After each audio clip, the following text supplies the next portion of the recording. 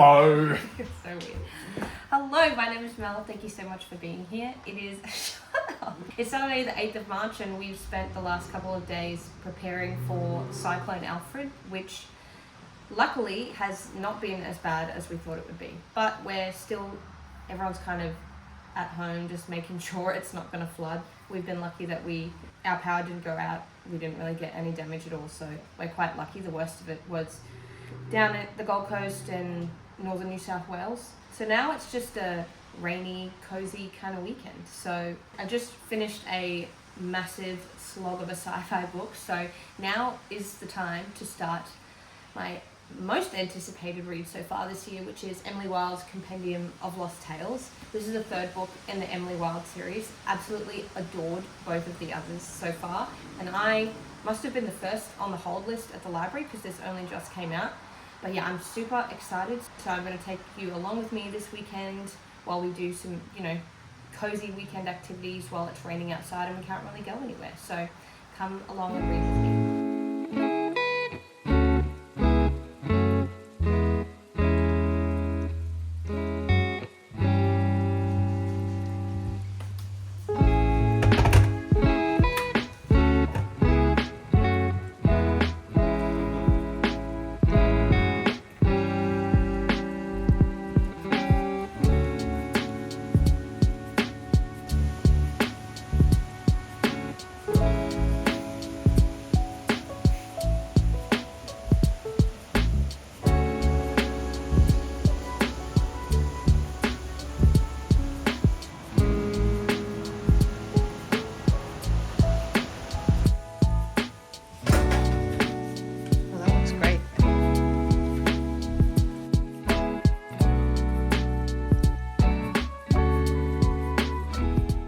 Can I tell you about my book?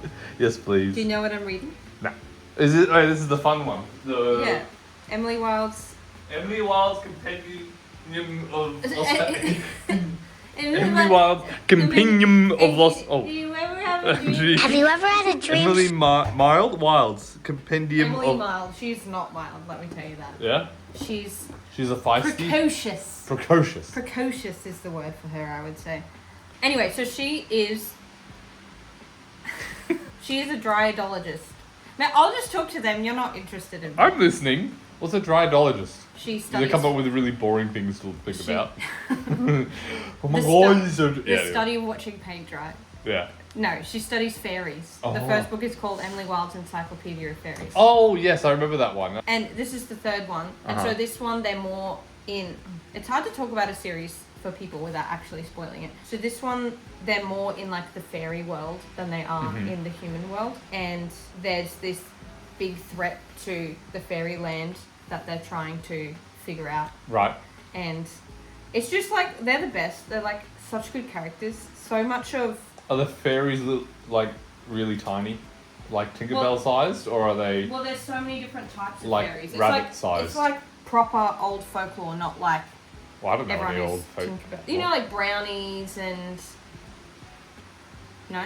I don't know. It's in this world there are fairies all over the world, and depending on where they are in the world depends on what they look like and what they are. Right. So the Okay. first book- Is there a lot of racial allegories in this, or is it? No. No. Okay. It's very cozy. And Okay. Right. But there's this type of book they call cozy fantasy, which is supposed to be like, cozy, low stakes, nothing bad's going to happen, you're just there for a good vibe. This, I feel like, is my perfect cozy fantasy, because it's not like nothing happens, it's boring. You're annoying. Here, have your tea. Shut up and drink it. You just put it down. I got it. Anyway, annoying husbands aside, I'm really loving it. I'm like halfway through, and Emily and Wendell are like the best. I Who's love Wendell? them. He's the love interest. The two main characters are Emily and Wendell. Oh They're- right. Sorry. I kept hearing Emily, and I was thinking that was the author's name, not the. Oh no, it's by Heather Fawcett. Okay, so Emily's the protagonist. Yeah, Okay. and she's a human. The author. Emily Wilde. Oh right. So in the first book, her and Wendell go on this like... Is he human or is he a fairy? At the start of the book, he's supposed to be, but at the end of the first book, you like discover that he's actually a fairy. Right. So then the second book, they're looking for his door back to his realm. Oh, so he's trapped in Earth. God, can you imagine a worse? Yeah, and then fate? so at the end of the second book they find it, and so this third book is them back in their land, but his stepmother has now like Okay. put a curse on the land, and they're trying to figure out Ah. So is like trying to figure out why it is. Yeah. They're trying to figure out how to reverse it. Mhm. And so she's this very like introverted, like very scholarly, kind of awkward By the character. book. Oh, but she's like a bit doesn't understand Yeah, right, social okay. cues kind of vibe. I bet that's And he's a lot to. and he's yeah. Fae, so he's like charming and like all this kind of I stuff. can see you've but- got the moves. Anyway, so I'm like 100 pages in. Again, like it's so hard to talk about the third book in a series and tell you what's happening without actually spoiling the entire series. But like, if you like the first one and the second one, you can like the third one. If Sorry, I bonked something. I'm sorry. if you like the first and the second one, you're gonna like the third one. So I'm gonna finish it today because we have nothing else really to do.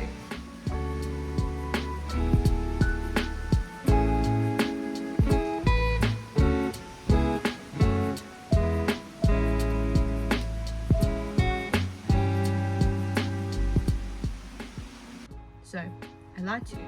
It is the next day. I did need an extra morning to finish the book, but I finished the book now, and it's 5 stars. I love it. I love it.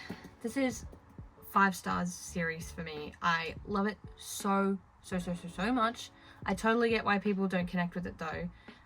But for me, it is the perfect amount of action, the perfect amount of romance, the perfect amount of fantasy, the scene setting, like just the vibes are so beautiful. I love the writing in it. I love their relationships. I love all the side characters. It's so good. This one definitely has a lot more fantasy elements than all the other ones though, just because of the nature of the setting they're in. So if you liked more of the academia than the actual fantasy elements, maybe you won't like this one as much. I think the pacing was also a bit like all over the place in this one. I don't care though, like I love being in this world. I love being with these characters. I think if you have a problem with things being a bit too convenient and easy, some things in this might be a problem for you, because everything, like, it's cozy, everything conveniently resolves.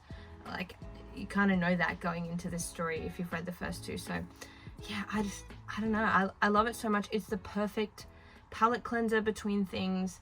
It's just sometimes you want escapism and to exist in these fantasy worlds, and this is perfect for me. So yeah, 5 stars. Love.